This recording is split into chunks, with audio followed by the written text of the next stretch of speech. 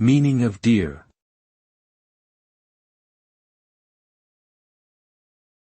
Dear.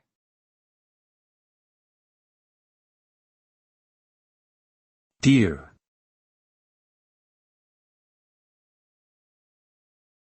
Dear.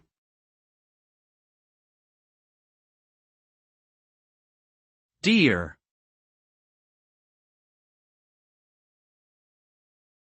The word dear can have a few different meanings depending on the context.